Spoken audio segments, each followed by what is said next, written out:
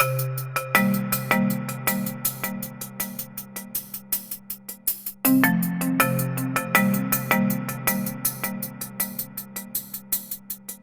and welcome. Today, with the office of the Rosa Luxemburg Stiftung in Brussels. Today we have the chance and the pleasure to welcome the Professor David McDermott Hughes, who wrote a paper earlier in the year called The Wind Commons.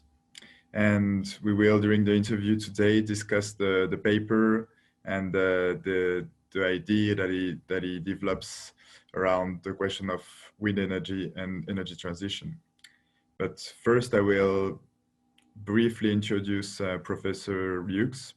So Professor Hughes worked as a professor of anthropology at Rutgers University in the United States.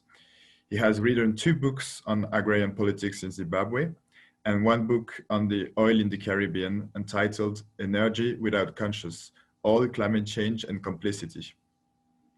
His ethnography on renewable energy in Spain appears in the Boston Review, and Professor Hughes has also served as president of the Rutgers AAUP-AFT Faculty Labor Union. His next book, focusing on wind energy, will be published by Verso next year. In a paper that he wrote for the RLS Brussels, published in May of this year, Professor McDermott Hughes approaches the place of wind energy and the energy transition. He particularly enters the question of ownership that is crucial if you want to see a fair, inclusive, and rapid transition from fossil fuels. So in this paper, David argues that public and national ownership of the wind would allow the creation of a broad and fair redistribution to concerned rural communities, solving the question of resistance, and as well as making available new spaces for the development of wind energy. So without any more time, I will welcome and thank David for being with us today. Thank you, Nessim. Thank you for inviting me. I'm very happy to be here. That's a pleasure. So we wanted to talk about the paper that you wrote with us and the different questions that it raised, and especially why is wind in your opinion so crucial in the process of transition, and why the wind energy would be developing wind energy would be central in a fair and an equal transition to a decarbonized economy. So yeah, my first question is actually, why will the wind resource be essential if we seriously want to decarbonize our energy production and maybe solve the climate crisis as well? Sure. Well, wind and solar come into play quite a bit, because when we relinquish fossil fuels, we have to harvest energy directly from the surface of the planet. And that is through sunlight and its derivatives. And of course, wind is driven in part by sun-created differentials of temperature and pressure across the surface of the Earth. And wind has emerged as being a bit cheaper than solar. And so the opportunities for profit making and for investment are much larger in Europe, say, for wind than for solar. So the problem arises then that you have to generate wind power from some large expanse.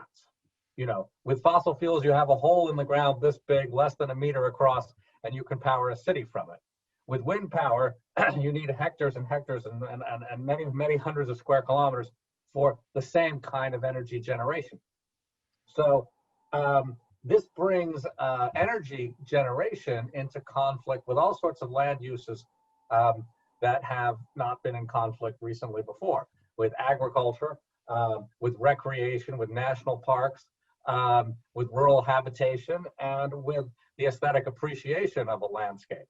And so this is one reason why we're seeing these conflicts, is that the spatial politics of renewable energy are so different from the spatial politics of hydrocarbons. The other issue is that wind is a new resource. Historically, it has been harvested only in small quantities by sailors and by grinders of grain through the kind of mechanical windmills. But if we're going to really use it to replace fossil fuels, we have to draw down quite a bit. I mean, there is an enormous amount, but we have to, in absolute terms, we have to draw down quite a bit. And so this is a valuable resource.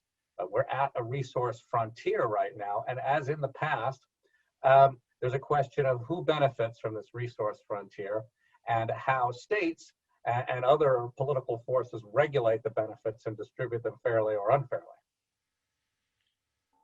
Thank you very much, David.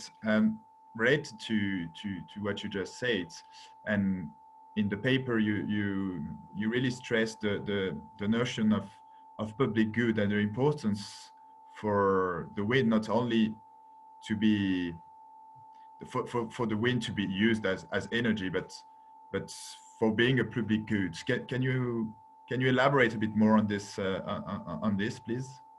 Sure.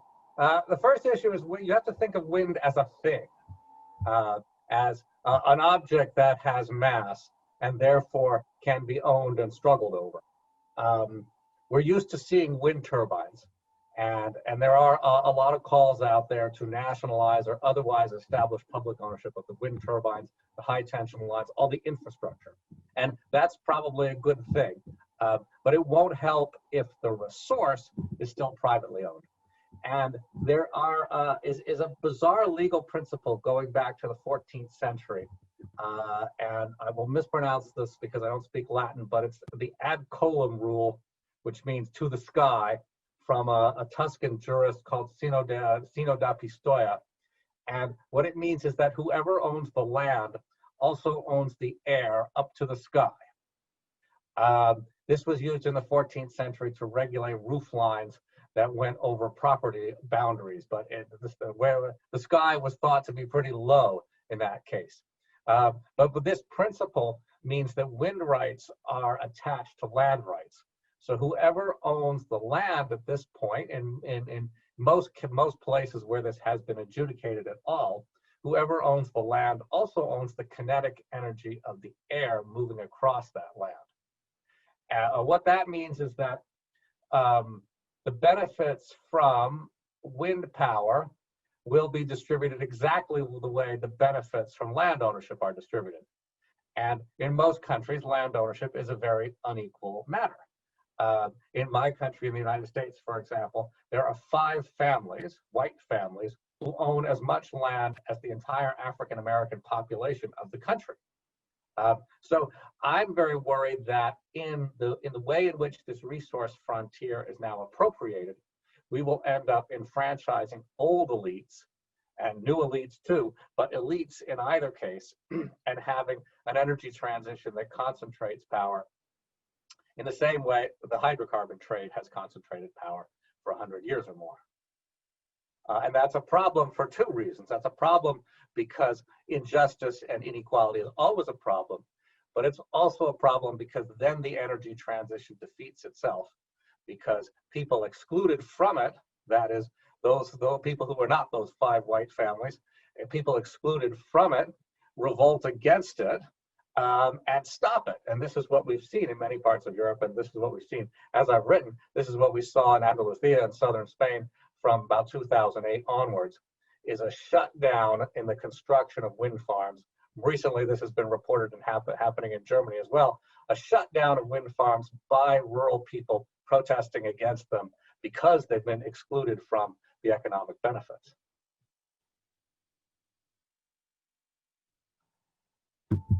Thank you very much, David, for this very interesting explanation, also for bringing to us some very interesting Latin sources. It's always nice to hear. And so you actually described the notion of ownership. Why is it so important if we want to radically and push for a transition and fair transition, but the question is, having the wind as a public good is one thing, but then how would you see a democratic management and yeah, control of the resource, of this public resource. What would be in your opinion, or in what did you find in the research to actually enforce this democratic managing of the resource? Yeah. Yeah. Well, so one could begin by nationalizing wind in much the same way. Or let's consider wind a supra-surface resource that is above the surface of the earth. There is a precedent for this because subsurface resources, minerals and oil and gas and coal and so on, are national property in most countries. So it's logical to simply flip that principle upwards. And then, you know, this is something that will have to be fought over and struggled over. Is it going to be the national government that then distributes the benefits of wind power? Or is it going to be local jurisdictions, or I mean, in places already where there are wind farms on public land, and there are some of those in Germany and in central Spain as well. You know, I don't think there's a problem that necessarily needs to be fixed there. But in places where wind farms are on private land, this severing, they call it, this severing of wind rights and land rights, would lead to a severing of benefit, or a division of benefits. I mean, the landowner right now benefits twice from a wind farm.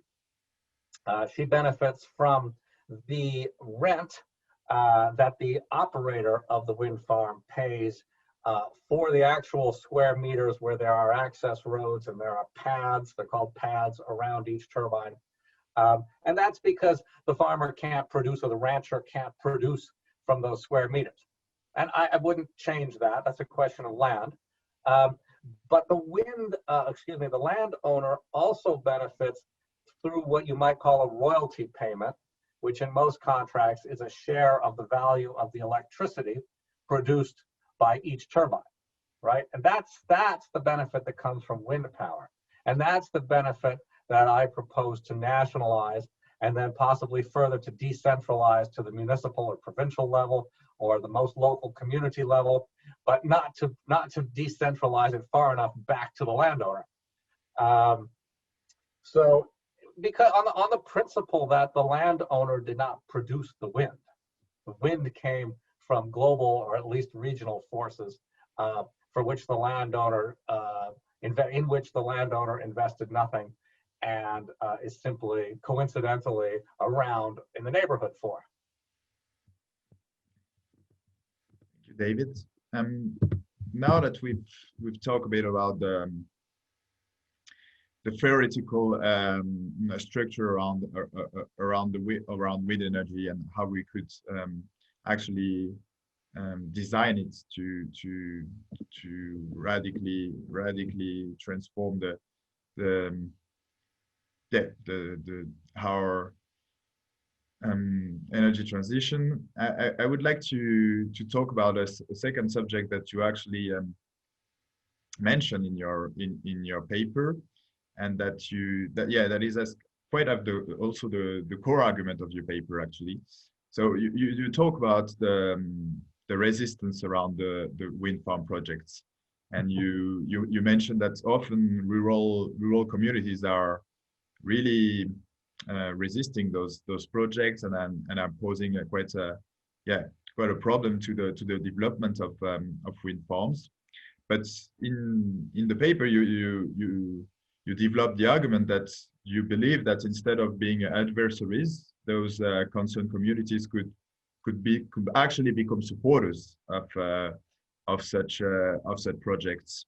So how can you tell us, how do you see this possible, and what do you believe is the role of left and progressive forces in creating this shift? Sure. So people, I don't think we've taken seriously enough the resistance to wind farms so far, and often it's portrayed as being a conservative, pro-fossil fuel kind of set of movements. very often there are those people, but often it's actually a left-leaning and anti-corporate kind of movement, which you find in rural villages, and sometimes expressed in aesthetic terms, that people find wind farms to be ugly, to be industrial, to be overly technological. And I can talk about those aesthetic issues later on. If you scratch beneath the surface, though, people often say they're willing to put up with some ugliness if they get some benefits. And so what you see, especially in southern Spain, where land ownership is so unequal and surrounded by latifundistas and so on, and has been unequal since the so-called reconquest of the area from the Moors, you find people totally embittered against large, wealthy landowners around them. And so the arrival of this technology to further empower and enrich those landowners strikes the rest of people, strikes the smallholders, the landless, the near landless rural people as utterly offensive.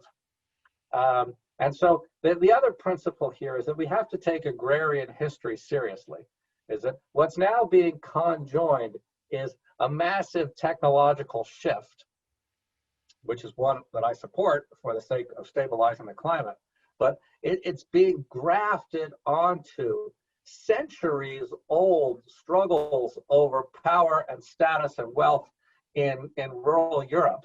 And we have to understand how these things fit together. We have to take local, if you support the energy transition, you have to take local traditions seriously, and you have to learn how to work with them and how at least not to make worse the kinds of inequalities and resentments which are deep-seated.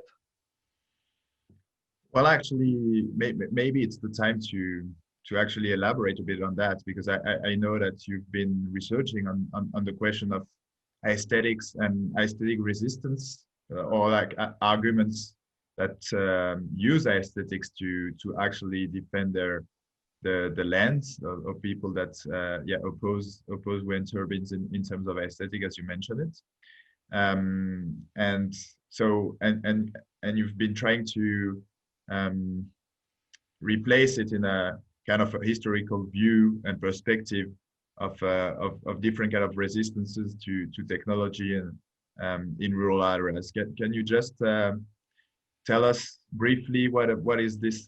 What did you find in your research and your coming book as well? Yes. So the book, thank you for mentioning that, Nessim, is coming out next year, late 2021, with Verso Press, and it will be entitled "Who Owns the Wind? Climate Crisis and the Hope of Renewable Energy." So a good part of that book is making the political economic arguments about the wind commons, which we've been discussing so far. And all of that is by way of taking the side of these resistance movements. And as I said, protesters begin by talking about the aesthetic issues and then move to the economic issues. So, but I don't want to treat the aesthetic issues as just some sort of a smokescreen or treat them as shallow. They in fact deserve consideration, and the book suggests a kind of compromise around that. So people who say, well, the turbine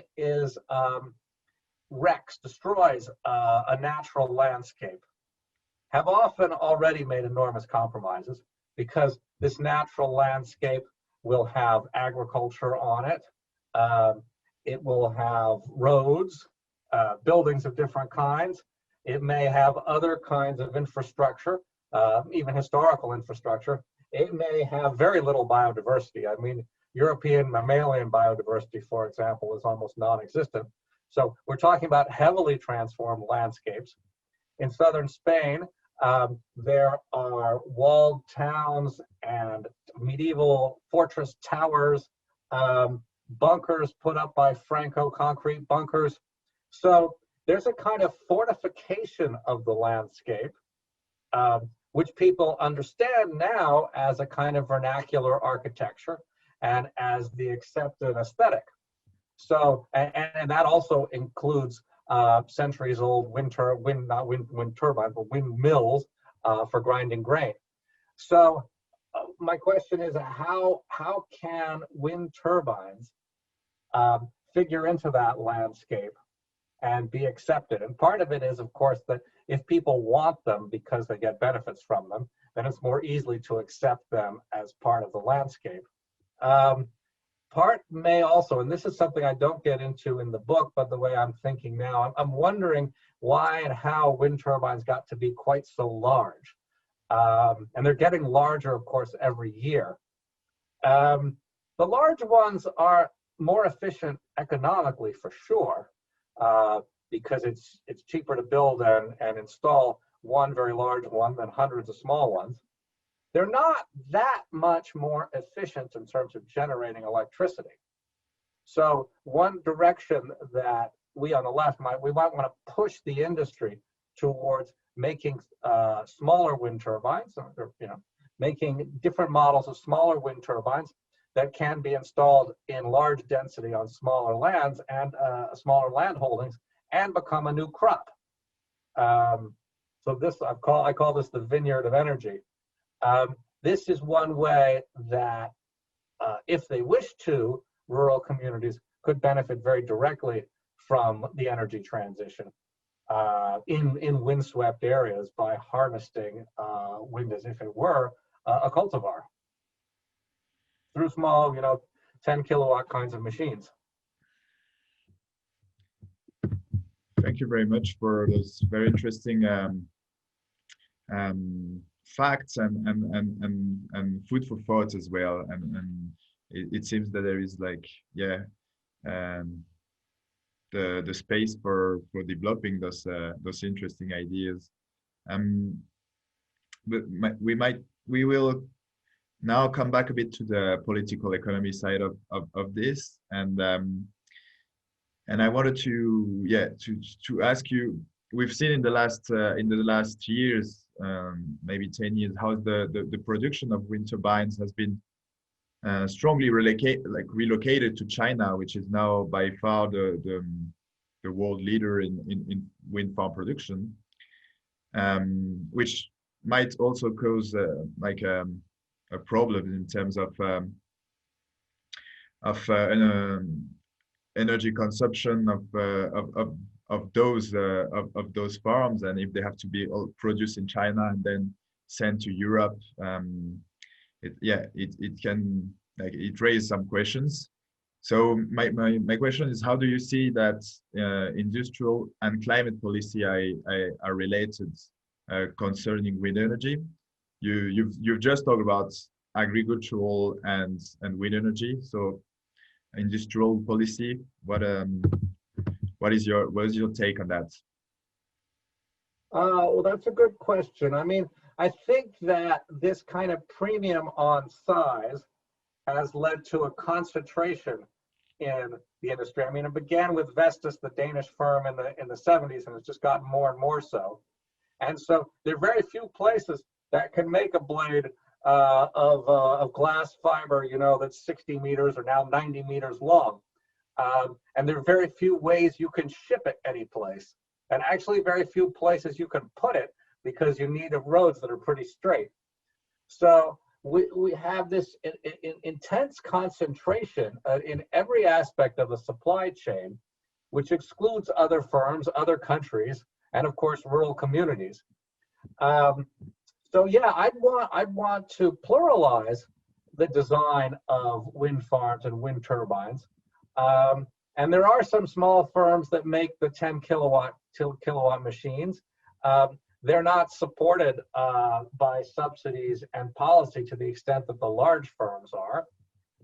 So one aspect of the Green New Deal in the US and the Green Deal in Europe should be the support of manufacturing of a whole plethora of different kinds of wind turbines. There are lots of designs out there which are disfavored because they're not the huge 3-blade horizontal axis kind of machine.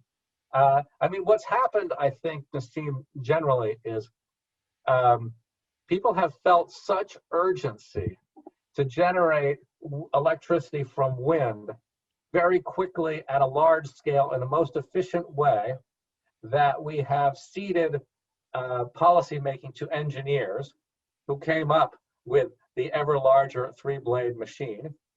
And it is true that if you put those in every place that the wind blows at the maximum density today, you would generate more wind, more electricity than through any other means. However, the large machines are socially unacceptable to so many people in so many places that they're not allowed in. And the result is that we end up with fewer kilowatts generated than if we had small machines, if we had community designed machines, if we had the kinds of public processes of planning that would determine what kind of machine, if any, you had in a given locale. And there's the further problem, as I said, that the large machines are too large to be installed in many places. Now, my own suspicion on this is that there are some people at the top of the food chain, the people who finance the energy transition. GE Energy Financials comes to mind, and I mentioned them in one of my Boston Review articles. A lot of those eco-financiers also finance hydrocarbons. They invest billions of dollars across the whole spectrum of the energy sector.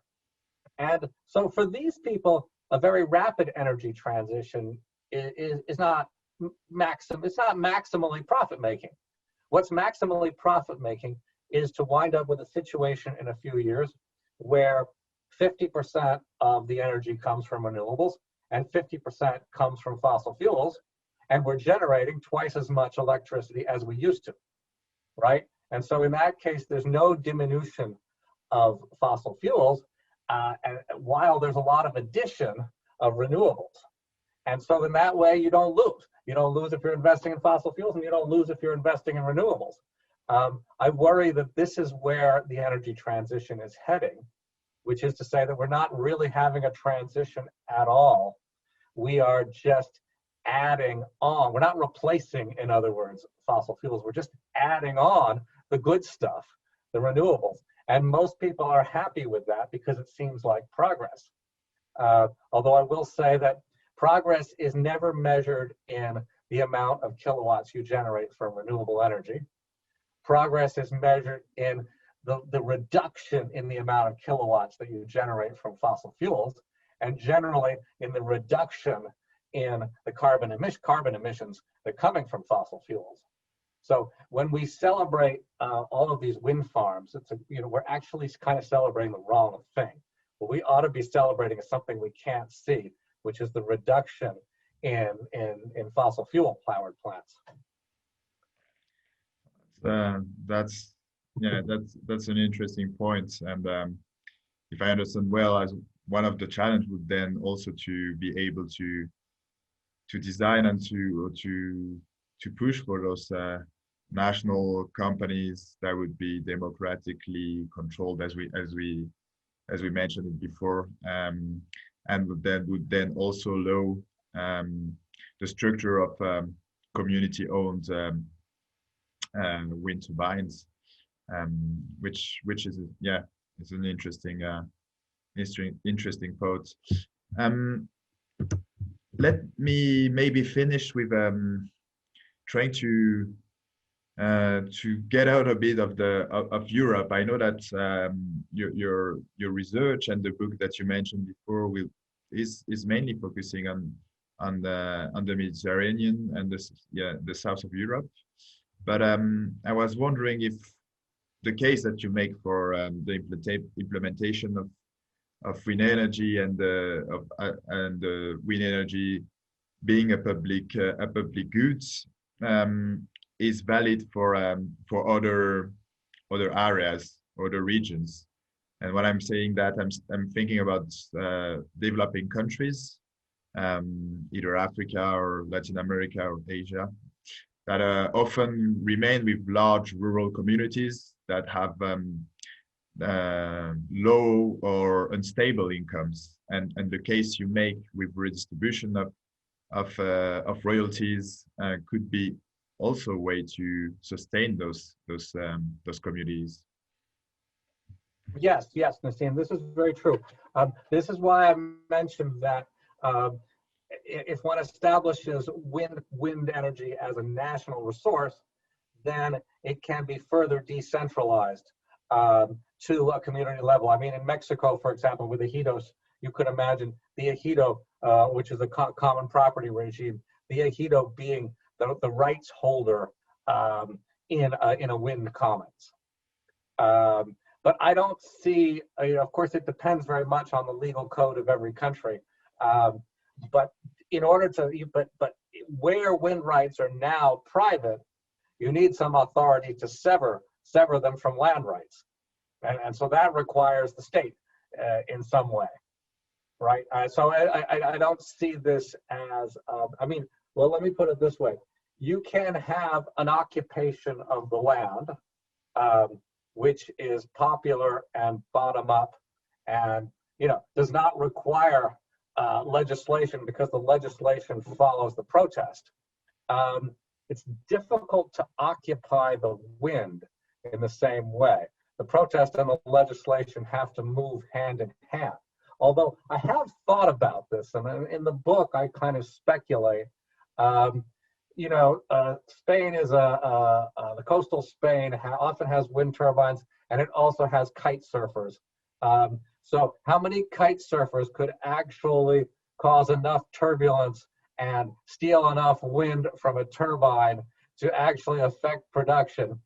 You know, unfortunately, actually, I don't think the strings of the kite are long enough right now. But you know, that's what it would take to occupy the wind. You would need to do what sailors call the stealing the wind by getting upwind of the turbine and blocking it somehow. Well, that's a question that we should pose to kids in school. How many kite surfers do we need to actually enforce that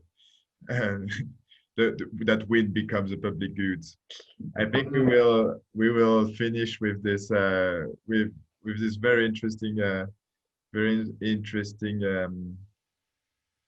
question around the link between kite surf and wind as a common. Thank you very much, David, for being with us today.